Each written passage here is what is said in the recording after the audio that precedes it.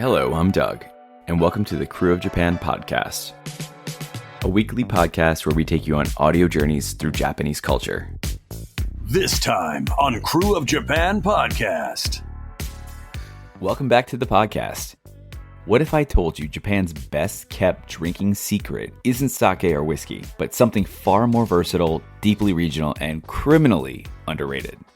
Today, we are getting pot distilled as we dive into the world of Shochu, Japan's beloved distilled spirit that's been quietly fueling izakaya nights and hometown gatherings across southern Japan for centuries. We are joined by Christopher Pellegrini, founder of Honkaku Spirits, certified Shochu and Awamori evangelist, and frankly, one of the most knowledgeable voices out there on this stuff. Whether you're sipping on Shochu for the first time or a connoisseur who thinks you've tried it all, you're gonna walk away from this one with a new appreciation for what's in the glass. During this episode, we'll talk about how Shochu differs from Japanese alcoholic beverages. Shochu and Awamori are Japan's indigenous spirits, and there are many rules for how they can be made and how they cannot be made, but let me keep it very simple. Why sweet potatoes, barley, and rice are just the beginning when it comes to flavors of Shochu.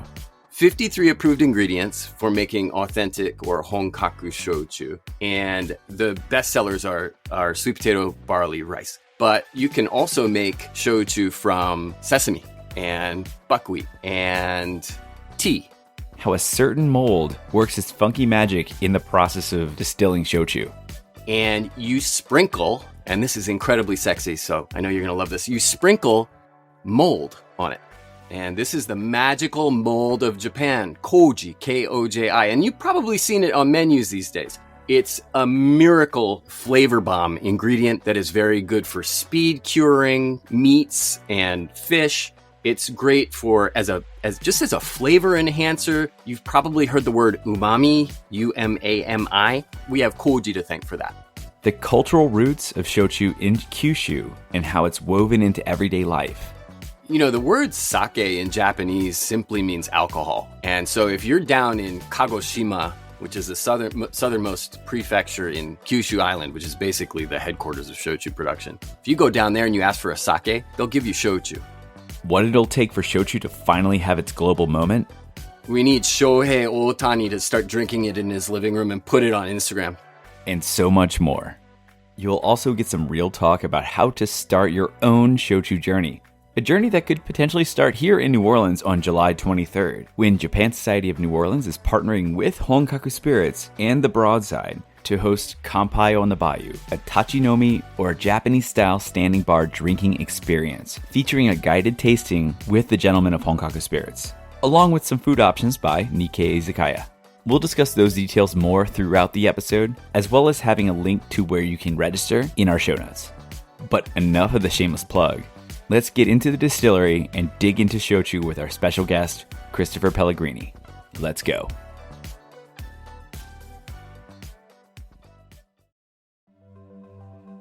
Finally learning Japanese, but worried you'll end up just mumbling arigato or konnichiwa forever? Don't worry, NewOrleansJapaneseLessons.com has you covered. Classes are led by Romi Sensei, a native Japanese speaker with over 20 years of teaching experience. She's been teaching online since before it was trendy. 2014, baby! Plus, her classes are super small, 6 people max, so you'll actually get to speak and get real feedback, not just sit there quietly wondering if you're butchering the word ramen. Romi Sensei's lived in New Orleans for over 15 years, and personal friends of mine have taken her classes. They seriously rave about how fun, clear, and downright awesome she is. Why keep telling yourself, I'll start learning next week in English, when you could just say it in Japanese and actually follow through with it at the same time? Check out NewOrleansJapaneseLessons.com, that's lessons with an S, and get started today. Are you new to the crew? Yokoso! We hope you enjoy this episode. If you like what you hear today, then you'll really love our back catalog of episodes from earlier this season and previous seasons. We've had some incredible guests, like connecting Jokichi Takamine to New Orleans with Stephen Lyman, sipping sake with Brian Ashcraft, longtime Fukushima resident William McMichael discussing Fukushima's recovery through educational tourism, and so much more. After you finish up this episode, hit that subscribe button or follow or whatever it is, and get notified when new episodes come out. Then while you wait for the new episode to drop, play catch up with the crew. But before you do any of that, let's dive into today's episode. All right, we're here with another morning edition of Krewe of Japan podcast. As you can always tell, it's a morning podcast because my voice is a lot lower. Like I just rolled out of bed and it's deep. Yeah. So I have Jen with me today. Hey, Jen. Of course. Always. And our special guest for today, we're talking about Shochu. And I don't think there's any other person, well, maybe one other person I would like to have with us, but we're going to have only one person today. And that is Christopher Pellegrini of Japan Distilled Podcast and also Honkaku Spirits. So Christopher, welcome to Krewe of Japan. Thank you very much, Doug and Jen. It's a pleasure to be here. Yeah, and it's nighttime over here. here. I'm in Tokyo right now. Oh, so you don't have your morning voice. Yes. You're good. You're primed already. Been warming up all day. I got my priming, my diesel over here in the coffee mug. I got some diesel behind me, as you can see. Oh, yes, your collection. Let's just jump right into where we're going to go. First of all, I obviously introduced you, but did you want to, introduce yourself? Just kind of give people who are listening a little idea of who you are. Sure. Christopher Pellegrini at your service. I've been living in Tokyo, Japan since 2002. 23 years, basically. And I am a drinks nerd in general and a shochu and awamori maniac in particular. And I've been spending several years trying to brainwash the rest of the world into trying these drinks on for size. I wrote a book about the category called the Shochu Handbook back in 2014. And, it's just been a wild ride ever since. Started a shochu and awamori import company in New York in March of 2020, which was a heck of a time to quit. Yeah. Great time to start teaching Great position. time to start a business. Yeah. And 2020. Gotta love it. Woo. It's character building, kind of like getting dragged behind a school bus. But it's been a very interesting journey. We're still kicking. And as you know, Doug, our circus wagon has pulled through New Orleans before, and we're going to be doing that again soon. So all good, onward and upward.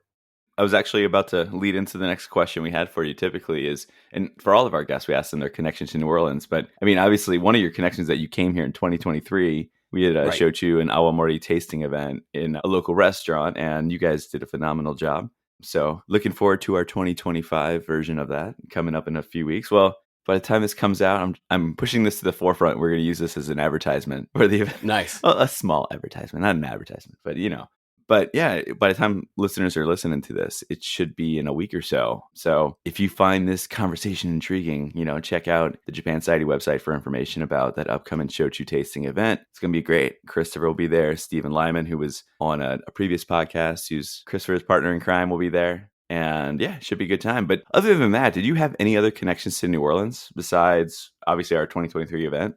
That's about it, other than the fact that Honkaku Spirits, when I say we, imports a koji whiskey from Japan that is inspired by and blessed by the family of a gentleman named Dr. Jokichi Takamine. And he lived in New Orleans. And the last time I was there, we went and found where he stayed while he was living there. And so definitely there's a part of our company that has a part of its soul that is anchored very strongly to New Orleans. In fact, Dr. Takamine married a woman from New Orleans and they started a family together. So pretty strong connection there. Yeah. Nice. And that's actually how I met Steven through, Matt Alt introduced me to Steven. Steven came on the podcast to talk about Takamine, maybe 2 years ago. And then Would it have been? Yeah. we worked on planning for the event after that. So it was kind of like a trickle-down effect. Yeah. That's a good connection, though. I mean, that's a really unique connection. As a lot of people have just traveled here to visit or anything like that. But that's a really cool, and his story is really interesting. So again, it's a couple seasons ago, but really fun listen for those interested. Definitely worth your time. It was a very good episode. Well, to get things started with our main topic for today, for listeners who may be new to this category of beverages, what exactly is shochu and how would you compare it to more familiar drinks like sake or whiskey, any of those? Excellent. This is Shochu 101. First of all, pronunciation of shochu. It's very simple. Just don't overthink Japanese words when you see them. The vowels are pronounced one way and one way only. There's A, E, I, O, U, right? A is A, E is E, I is E, O is O, and U is U. Almost just think of pronouncing Spanish or maybe Italian. And if you do that, you're going to be pretty close. Now, Shochu is S-H-O-C-H-U. Don't overthink it. How do you pronounce that? Shochu. All right. Now, you'll find as many different ways to pronounce it as people you can pass on the street in a minute and a half. But it is just very easy to pronounce correctly. Shochu is, well, along with its older cousin, Awamori, A-W-A-M-O-R-I, those are Japan's indigenous spirits. These have been around for 500, 600 years. Okay, they're not some new thing cooked up by an ad agency. They are indelible in the gustatory culture of Japan, and they outsell sake over here, believe it or not. Oh, wow. Now, Shochu and Awamori, what are they? They're spirits, okay? And spirits, and this is often, many people misunderstand this. Wine, beer, sake, those are not spirits, all right? Right. Those are brewed alcoholic beverages. And if you call them a spirit, it just shows that you don't know what distillation is. Now, anything that's distilled, so whiskey, mezcal, gin, rum, shochu, awamori, these are spirits because they are run through a still, which kind of purifies them in a sense. It raises the amount of alcohol that is in the liquid. And in some cases, depending on how many times you use the still, it can also reduce the amount of aroma, flavor, ester from the fermented mash that was inserted into it. Now, to oversimplify to a painful degree, if you take a beer and you put it in a still, you get whiskey. If you take wine and you put it in a still, you get brandy. Okay. So essentially, everything starts out like a beer or a wine or a sake. Everybody starts out that way. But if you take it to the next level with distillation, then that's a whole different class. That's the spirits world. And why are they called spirits? It's because when you boil the mash inside of a pot still or a column still, the alcohol has a lower boiling point than water. It will evaporate and turn into like a spirit, right? It's the spirit of the drink. Okay, and I get you it. collect that evaporated liquid, recondense it, and that's your spirit right there. All right. And you can put it in a barrel. You could put it in a pot. You can do many, many, many things with it. Anyways, shochu and awamori are Japan's indigenous spirits. And there are many rules for how they can be made and how they cannot be made. But let me keep it very simple. They are made with approved ingredients, and they're koji, K-O-J-I, Japan's magical mold. And they are never adulterated with additives. They are single pot distilled, which is very rare. And they are usually bottled between 25 and 30% alcohol by volume, or ABV. The fact that they're single pot distilled, and I apologize, this is a little bit nerdy, but this is also kind of cool. They're only passed through a pot still one time, which means they taste very much like the fermentation. They taste like the agricultural ingredients that were used to make them. So a sweet potato shochu tastes like sweet potatoes. A barley shochu smells and tastes like barley. A rice shochu, you get the point. Yeah. On paper, very, very simple and very pure, but in reality, quite difficult to do well. See, I just drink it. I just, I don't know. See, I'm here for the education part because I don't drink. So I'm interested in learning about like the process. Oh, same. So thank Absolutely. you. Thank you. Yeah, no, that's a great breakdown for us. So you mentioned, It the was. types of shochu that we have, like imo, sweet potato, mugi, barley, and kome are rice. Those are the main types, right? But are there other types that people use? This is kind of dizzying for a lot of people. There are 53 approved ingredients for making. Wow, just as much as Kit Kats. Kit Kat flavors. Maybe, I don't know if it's quite. Well, they're giving Kit Kats a run for their money, that's for sure. Yeah, and I'm for sure sure there's a shochu flavored Kit Kat somewhere. But 53 approved ingredients for making authentic or honkaku shochu. And the best sellers are sweet potato, barley, rice. But you can also make shochu from sesame and buckwheat and tea and a whole bunch of obscure regional agricultural products that really are just very regionally locked, like water chestnut shochu. That's basically just made in two parts of Japan. Not really any fruit. Fruit's not allowed. You have to use these tubers, grains. You can also use the kasu, or the spent lees from a sake fermentation. So those are rice solids essentially. And then kokuto sugar. You can use kokuto sugar only if you make kokuto sugar shochu in the Amami Islands, which is this tiny little ribbon of islands south of Kagoshima's mainland. And of course, all of these things have to have koji involved somewhere. So kokuto sugar beer actually starts as a rice koji fermentation. So it's rice plus this really dark sugar from the southern islands. Even sweet potato shochu, which is so popular, usually starts as a rice koji fermentation. So it's rice and sweet potatoes. So the koji is propagated onto the rice. And then once that fermentation is healthy and vigorous, then they can add the quote unquote main ingredient, which really takes over the flavor profile. Okay. So I have a follow-up question to a few things you said. Shoot. But I'm going to start with this. Who makes the decision on what's an approved ingredient? Is that a federally regulated body? Or is that because you said there's only some things that are made in certain parts of Japan. Is that because they're only approved in certain areas? Or is it because that ingredient is indigenous to only that area of Japan? There's a bunch of overlapping ways to answer this, but the best answer is the tax people made the decision about what the official ingredients are. And if you use a non-official ingredient, then you can't call it Honkaku Shochu or authentic Shochu. Okay. You can call it Shochu, you just can't call it Honkaku because it's not authentic. Right. Got it. And that list was codified many, many, many years ago. And I don't think any new ingredients have been added in decades. That would take an act of parliament.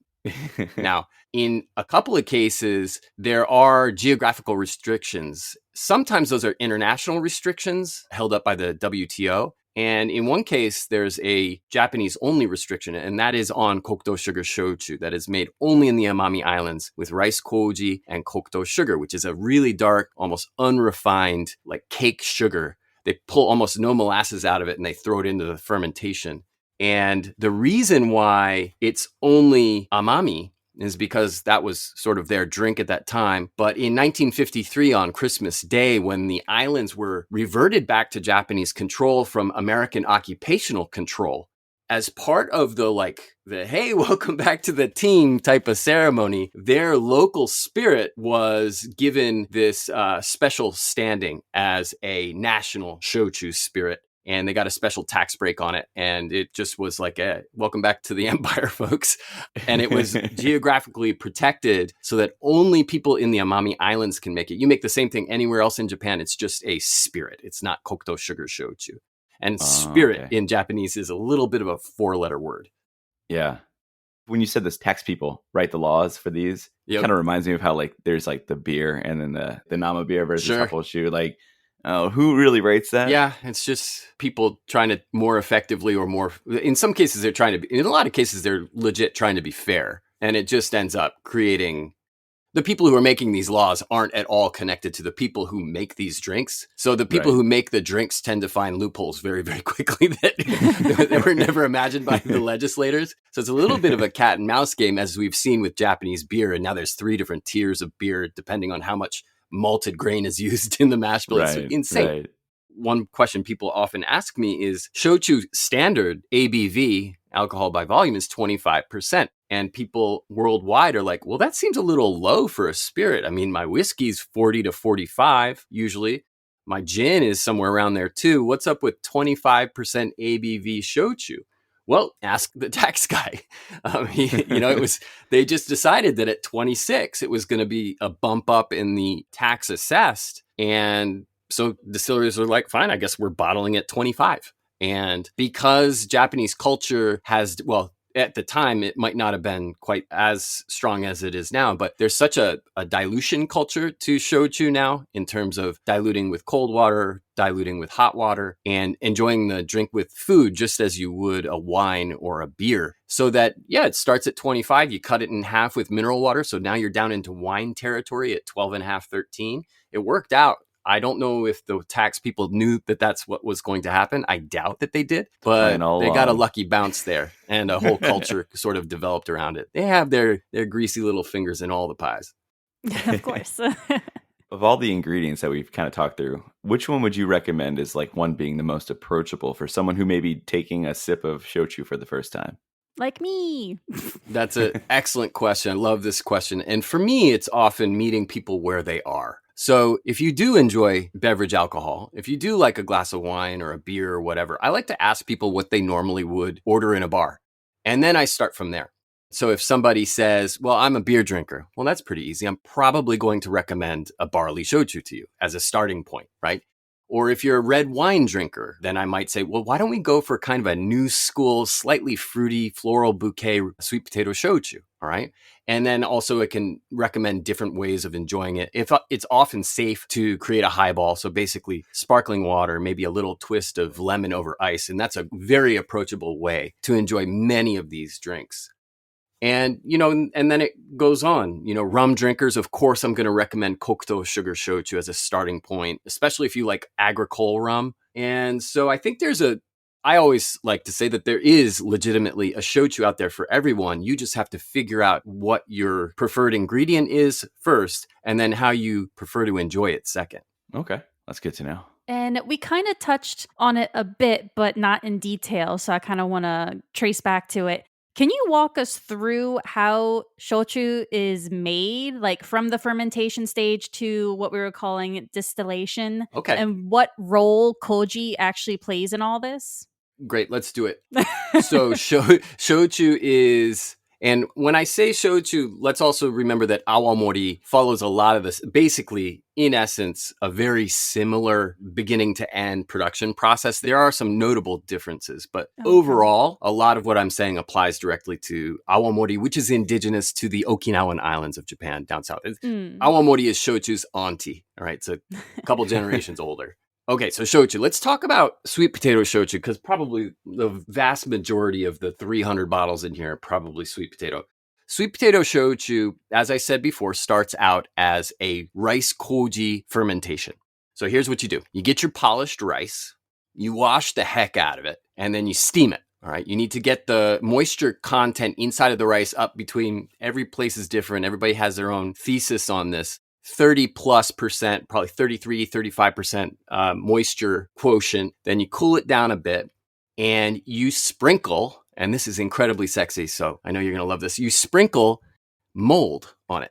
And this is nice. The magical mold of Japan, koji, K-O-J-I. And you've probably seen it on menus these days. It's a miracle flavor bomb ingredient that is very good for speed curing meats and fish. It's great for as a flavor enhancer. You've probably heard the word umami, U-M-A-M-I. Mm-hmm. We have koji to thank for that in a lot of Japanese cuisine. Now, this koji is instrumental to making sake, soy sauce, miso, mirin, shochu, and awamori for the simple reason that it helps with starch conversion. You want to make wine? You need grapes. Grapes are very easy to work with because they're sugar balls. And on the outside of a grape is probably some yeast. If there's an incision, the yeast will get in there and it'll ferment the grape into alcohol. All right. That's why sometimes when you have bird die-offs, because a flock of birds ate a whole bunch of really ripe grapes and they died of alcohol poisoning because they're a bunch of lightweights. So wow. This is, in essence, wine sort of can make itself, right? If you just give it enough time.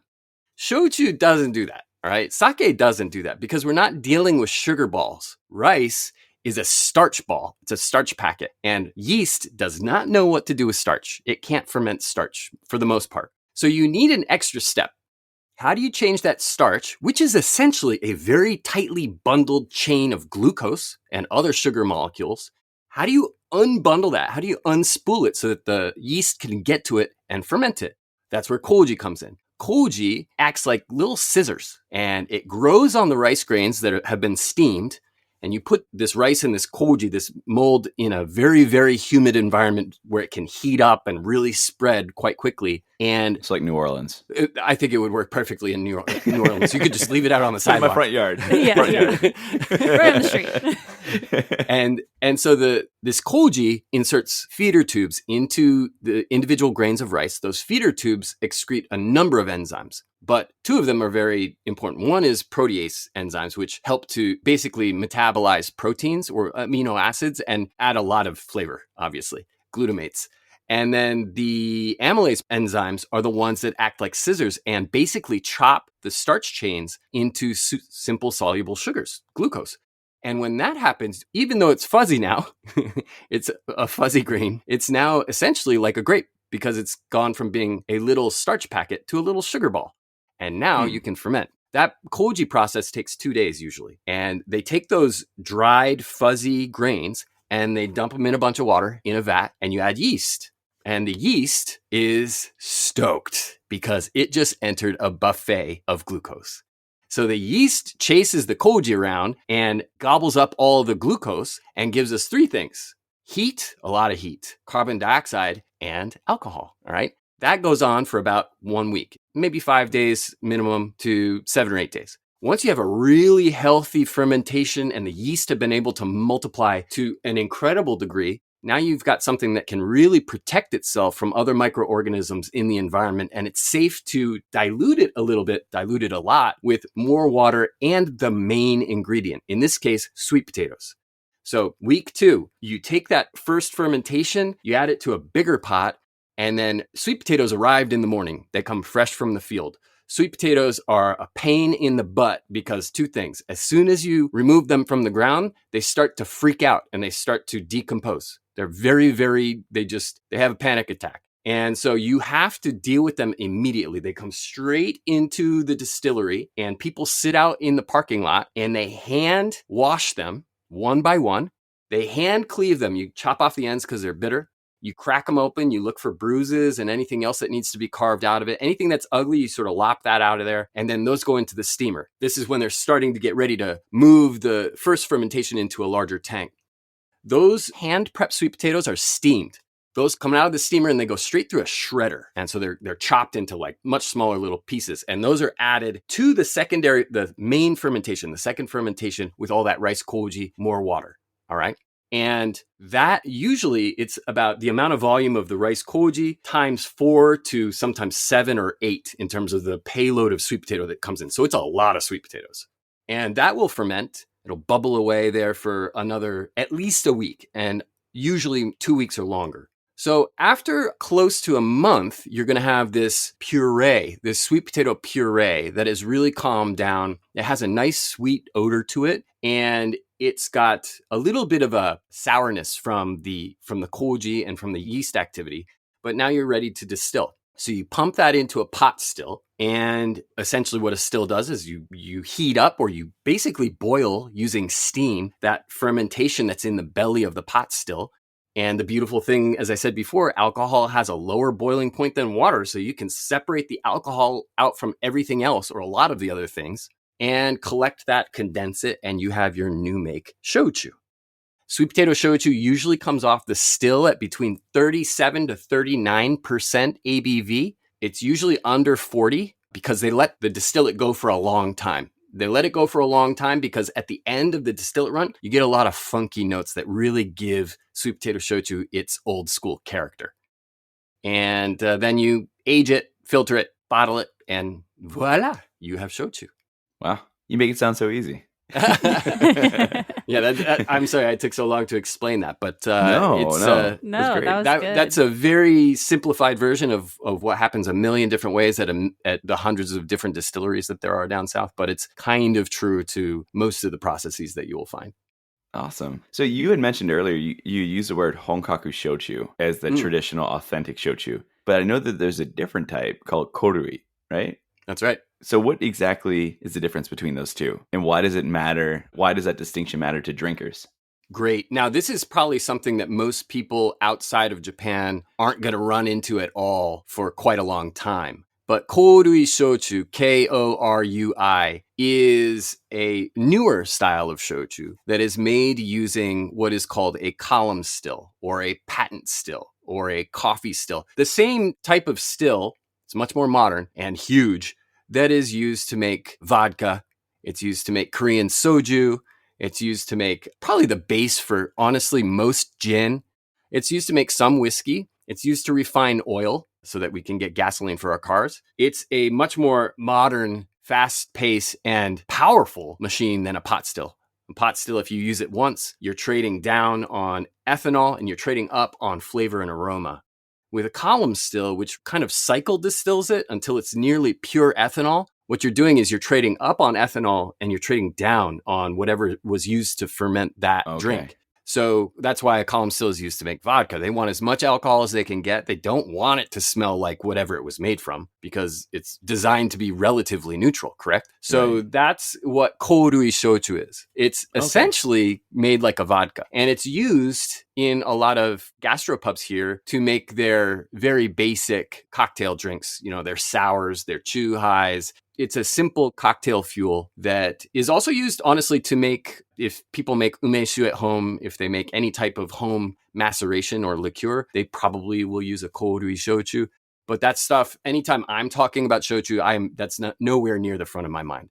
Right. You're focused on Honkaku, the namesake of your business. That's right. And for shochu, you kept talking about like southern Japan and how, shochu definitely holds a special place in Kyushu and like southern Japan. So what is the cultural or regional importance of shochu there? The word sake in Japanese simply means alcohol. And so if you're down in Kagoshima, which is the southernmost prefecture in Kyushu Island, which is basically the headquarters of shochu production, if you go down there and you ask for a sake, they'll give you shochu because you asked for alcohol. So internationally, we understand that sake means nihonshu. It's the rice. It's not a wine. It's more like a beer, honestly, in terms of how it's made. But it's the rice drink that everybody outside of Japan knows about. You might have heard that they use it for religious ceremonies and that sort of thing. Well, down south, they're using shochu, or in Okinawa, they use awamori for that exact same function. It is central and indelible in the culture. And to give you an idea how big of an industry this is, in 2022, there was a little bit more shochu and awamori made in Japan than tequila in Mexico. Wow. Oh, wow. That's a lot. Now, in 2022, a little over 2/3 of the agave spirits production from Mexico was exported, much of it going to the United States, as I'm sure you're aware. In 2022, less than 0.1% of shochu and awamori production ever left Japan. It's a gigantic industry that's just hiding in plain sight. And Kagoshima Prefecture, as I mentioned before, it's a state that's smaller than Connecticut, but it has 108 active shochu distilleries. And that doesn't even get into the whiskey distilleries that have been popping up all over the place, too. It's just distillation is the name of the game. Why is it distillation? Why does nobody make sake down there? Well, you know what? There are a couple of reasons. Number one, it's the subtropics. And sake, which is also made from koji, is only made from one specific strain of koji called yellow koji. Yellow koji is beautiful, tends to highlight fruit and floral in the sake, but you know what it doesn't do? It doesn't create any acidity. And acidity is necessary for protecting the fermentation from other things in the environment that want to drop in there into the fermentation and eat all that beautiful glucose. So you need that acidity to protect it. And down in the subtropics, it's more important than in further north in Japan. Another reason why there isn't really any sake production down there is because the soil is so volcanic. Right. Some of the most active volcanoes on the planet are in Kyushu, and they just cough ash into the fields every day. Now, rice can't stand ashy soil, just can't handle it. But sweet potatoes will grow anywhere you leave them. They love it. I mean, sweet potatoes are originally from the Andes, which are also extremely volcanic. Right. So it became a program of like, well, we got to work with what we got, and we got to work within the constraints of the climate. And before the still arrived in Kyushu and in Okinawa before that, they were making potable drinks, just not spirits. Farmers were making their own brewed beverages that were probably awful and, just to take the edge off. And then distillation arrived and, oh, wow, look at this. Higher proof drinks that are shelf stable, and it just changed everything. And so distillation really started in southern Japan, Okinawa, and then up through the island chain into Kyushu. And it's a story that goes back hundreds and hundreds of years. Interesting. Cool. Would you say that's the biggest industry in Kyushu is like distillation and shochu? Or is it kind of in the top 10 or top 5? Oh, yeah. Definitely top 10. I hesitate to say it's the biggest. I would probably wager that agriculture fisheries is the biggest export product from there. They're very famous for, most people don't realize this, Kagoshima is very famous for its tea as well. So huge into sweet potatoes and tea. That's a big prefectural export. The fisheries, huge, kibinago, all sorts of beautiful things that tend to swim through that area. So that would be, it is big though. It is a very, very big part of the economy. Got it. Well, speaking of Kyushu and how people enjoy shochu over there, what are some traditional ways that people drink shochu? You mentioned earlier that nowadays people are, diluting it with hot or cold water or making cocktails. But what is the traditional way people would drink it?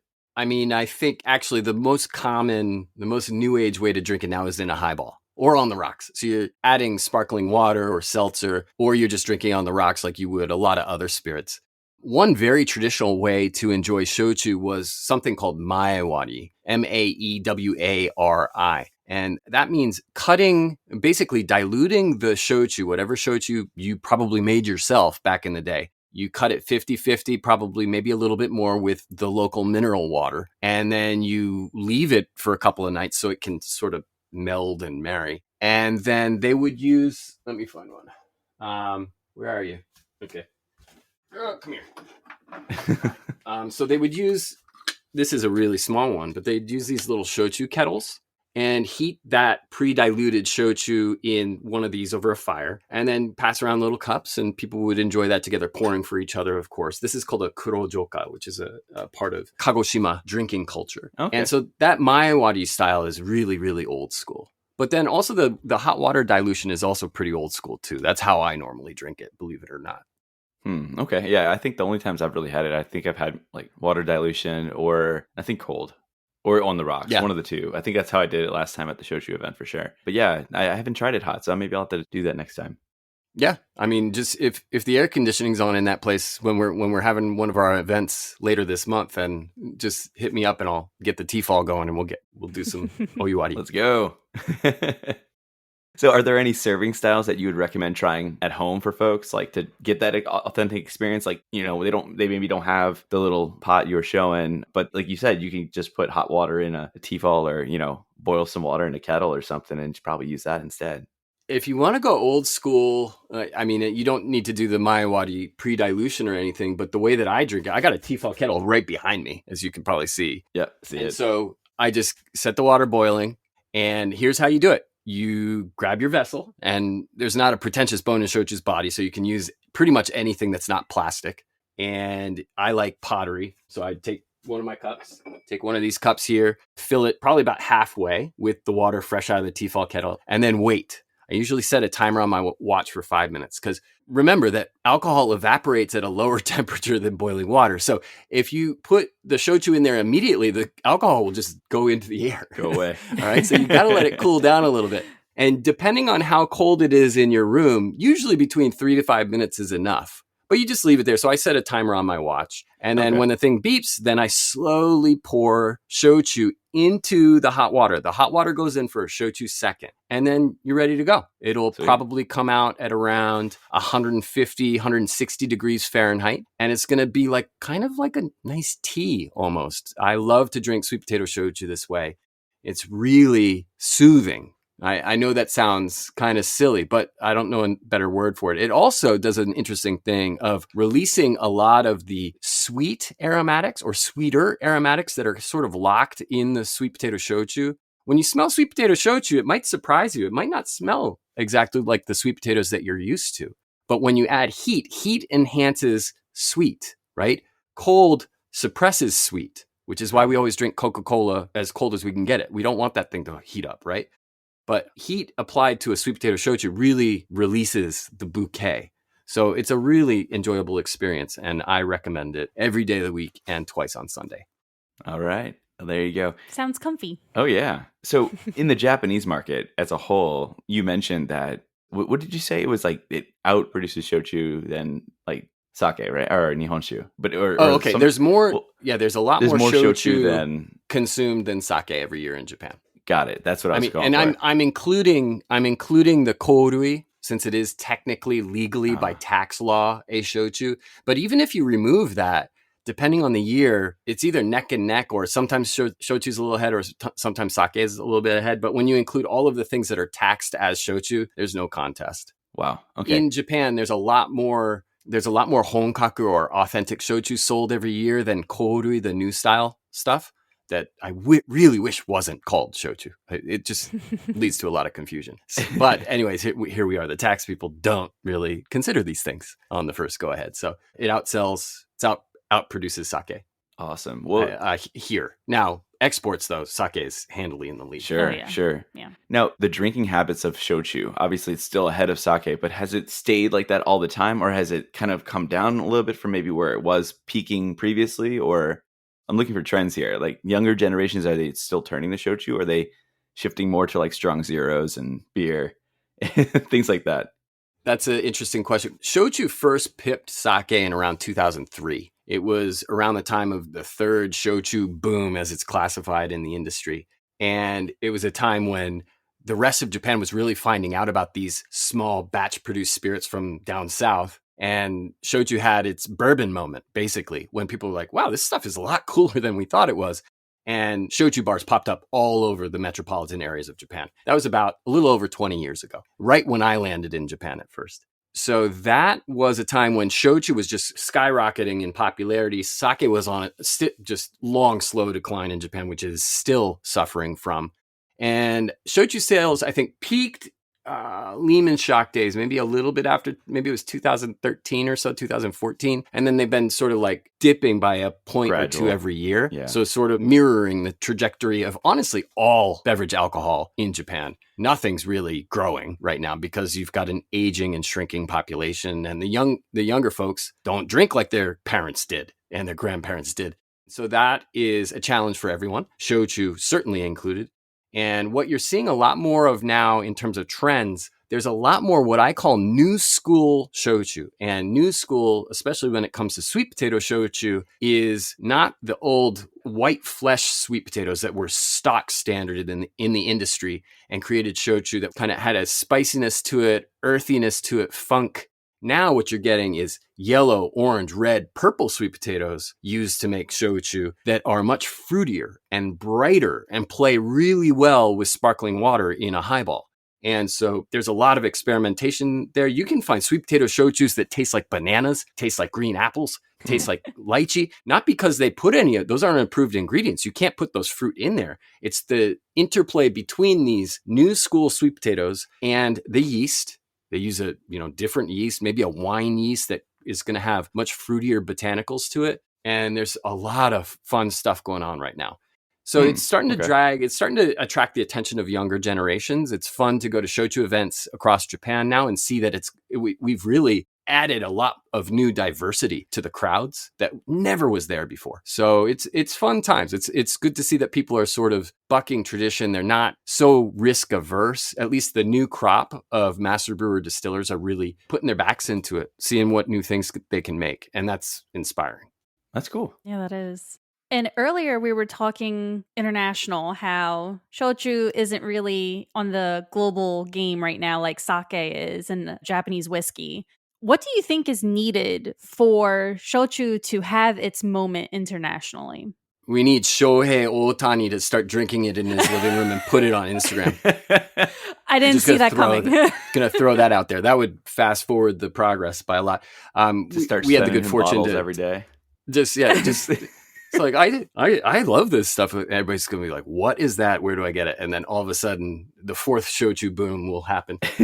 It is gonna take resources. It's gonna take time and a lot of money. And currently, what's happening, and I've said this in print before, so my opinions are already out there for public consumption. So my opinion is that the big boys are waiting in the wings for the little guys like us to educate, to really establish the foundation for a new category. Now, this is not new in Japan, but it is honestly a new category everywhere outside of Japan. Nobody's really heard of it.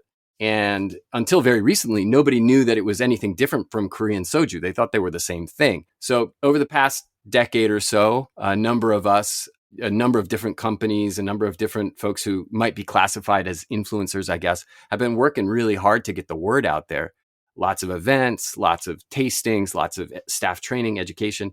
We need the big guys here, the big producers, to commit in a way that has them spending money. Now, I would take my hat off to a company called Sanwa Shurui, who is the number 2 distiller in Japan. They make a very, very popular brand called Ichiko, which you go any convenience store, any restaurant, many restaurants and bars have it. It's just default barley shochu across the country. I think I have that in my fridge downstairs. There you go. There you go. Yeah, I didn't even realize it was Shochu, but I remember the name. Yep. It's everywhere. It's ubiquitous. And they really got after it more than a decade ago. They have sales staff, their own sales staff in the United States, doing the hard work, doing their distribution partners work for them to educate and to help establish this new category. So hats off to them. They are really putting their money where their mouth is. But they're the only ones.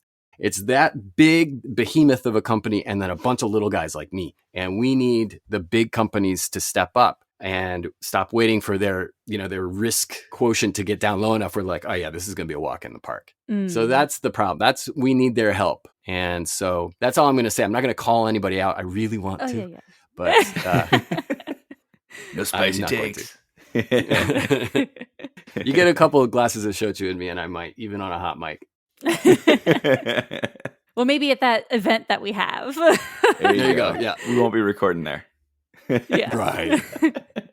Well, we talked about this more towards the beginning, and I want to kind of bring it back because we are going to have that event soon. And, when you think of drinking, you also think of food. So, not to generalize, but like overall, what types of food typically pair well with shochu?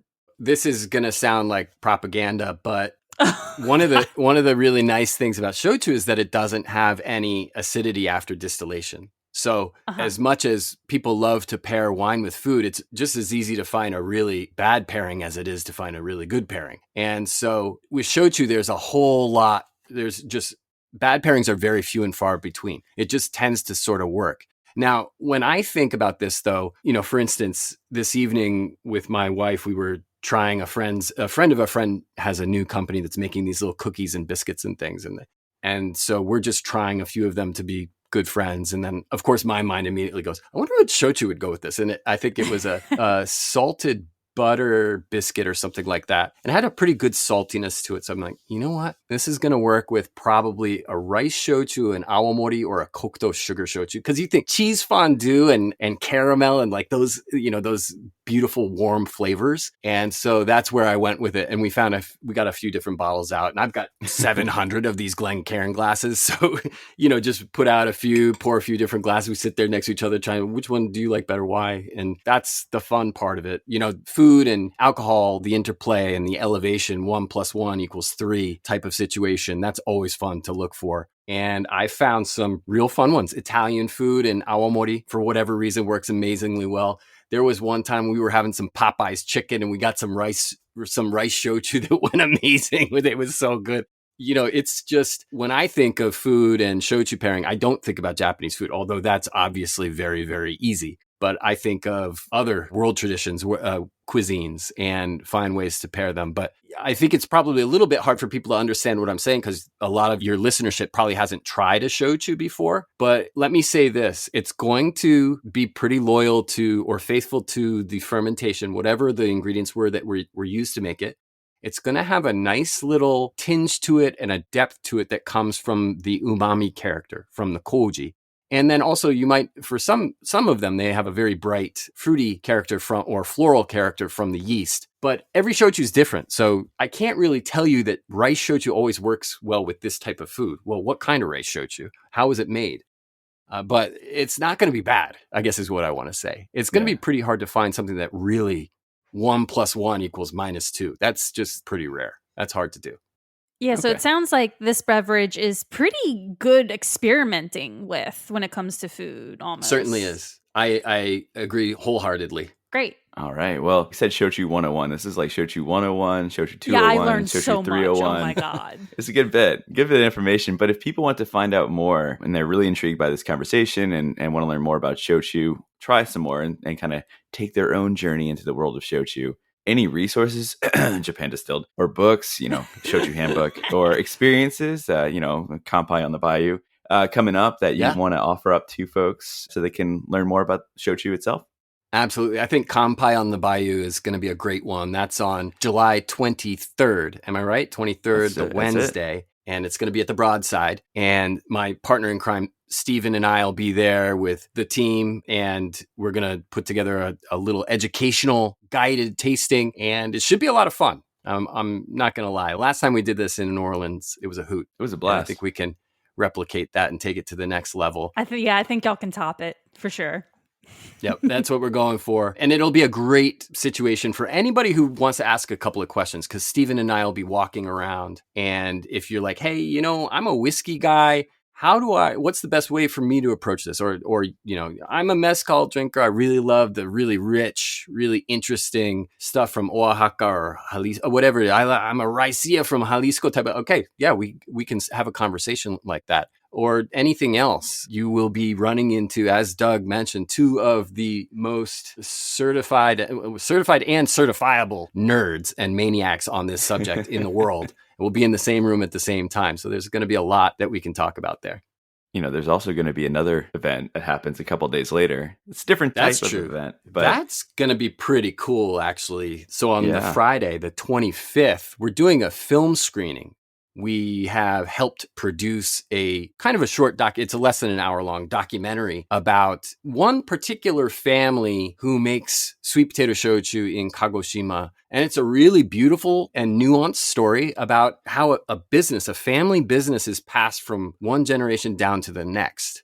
And all the complications, all the complexities of that, all of the sometimes politics of it and the feelings and like the desire to protect tradition and legacy, but then also the competing desire to chart your own course. It's a very common story that plays out in a million different ways around the world, honestly, for small businesses. And in the shochu world, much like in the sake world, many of these small shochu distilleries are 5th generation, 6th generation master brewer distiller. The last person to do it was whoever the current guy's parent was, and then their grandparent and then their great grandparent. So it's a pretty remarkable thing.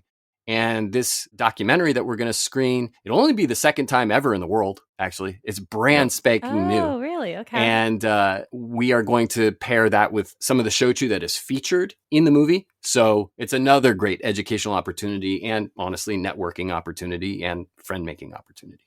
Yeah. And just to note too, it's also a different shochu from what you're going to see on the Wednesday event. So keep that in mind as well.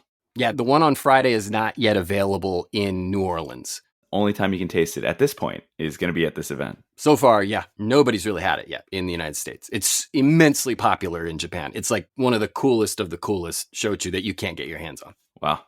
All right, man. Well, we are reaching the end, the sad end, the unfortunate end, but this was so much fun. But we want to give you one more second to, mention anything else maybe that you're working on or where people can find you on social media or maybe about Honkaku Spirits in general. The floor is yours.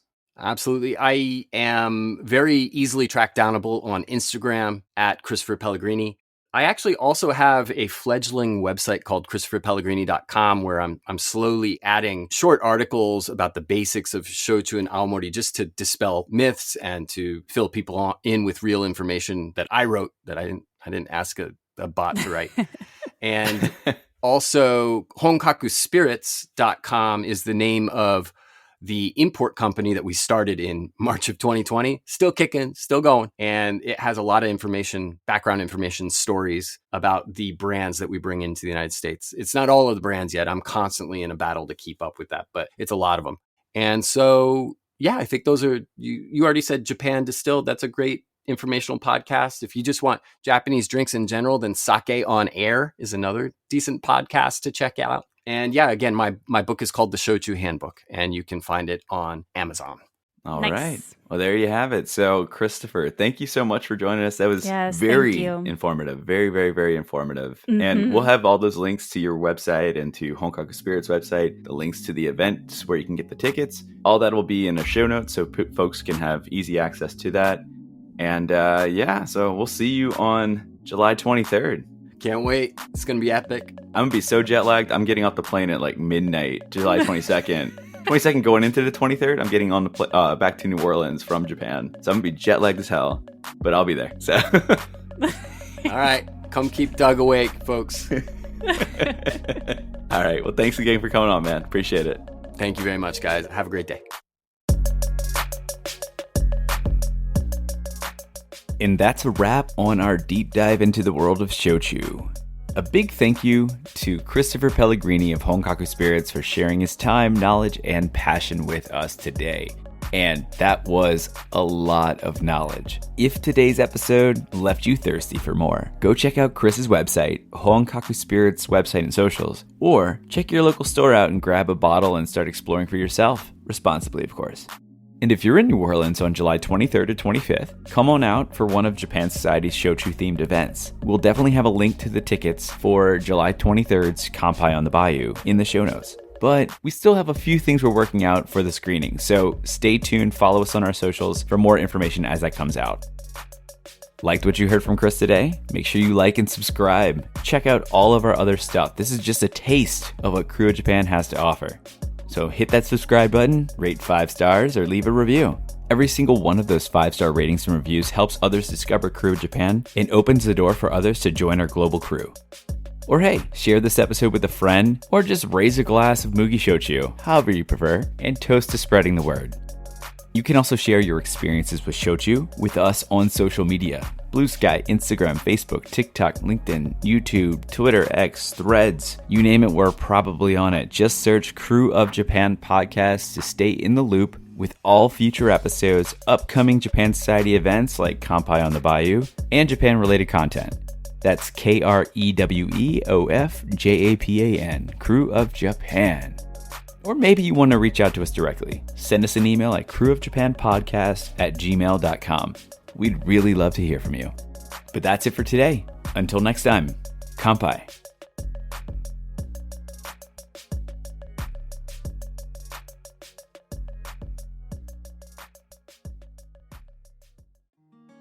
Looking to start your own podcast and don't know what platform to use? Tell me about it. When we started the Krewe of Japan podcast, we tried a bunch of the big name recording platforms, but always came back to the one we're still currently using to this day, Zencastr. Zencastr is now the all-in-one solution making podcasting easy. In addition to its high audio and video quality for podcast production, Zencastr provides a full suite of production tools to record, produce, and publish studio quality content from the comfort of your home. Just log in through your browser and start recording. It's that simple. For us, we simply send out links to our guests and they join the lobby. But before you know it, it's all done and you have your studio quality audio and up to 4K video right there ready for you, right when you finish.